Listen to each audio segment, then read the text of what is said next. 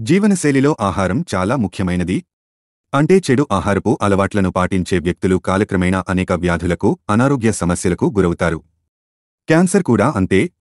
అనేక కారణాల వల్ల క్యాన్సర్ వస్తుందని మనకు తెలుసు. వంశపారంపర్యత కూడా క్యాన్సర్కు పెద్ద కారణం. దీని తర్వాత మన జీవనశైలి క్యాన్సర్కు దారితీసే అతిపెద్ద అంశం. నిత్యం కూల్ డ్రింక్స్ తీసుకుంటే క్యాన్సర్ వస్తుందన్న ప్రచారం మీరు వినే ఉంటారు. ఇందులో నిజమేంత? శీతల పానీయాలు రెగ్యులర్గా తీసుకోవడం వల్ల క్యాన్సర్ వస్తుందా?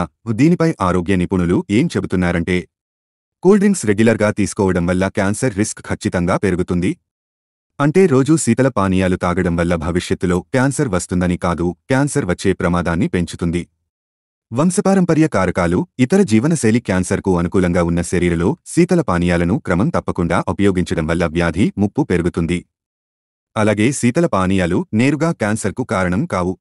దీని అధిక తీపి స్థూలకాయం, జీవనశైలి వ్యాధులు, గుండె జబ్బులు తరువాత క్యాన్సర్కు దారితీస్తుంది.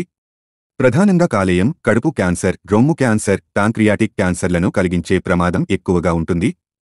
అలాగే అనేక శీతల పానీయాలలో ఉండే రసాయనాలు క్యాన్సర్ ప్రమాదాన్ని పెంచుతాయని అధ్యయనాలు చెబుతున్నాయి.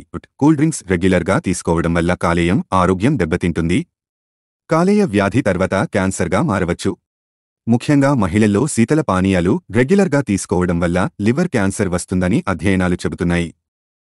హాయ్ ఫ్రెండ్స్, ఇలాంటి వీడియోస్ మరిన్ని ఫ్రీగా చూడడానికి ఛానల్ని సబ్స్క్రైబ్ చేసుకోండి. అలాగే పక్కన ఉన్న గంట సింబల్ని నొక్కి పెట్టుకోండి. ఏదైనా వీడియో అప్లోడ్ చేయగానే మీకు నోటిఫికేషన్ అనేది వస్తుంది.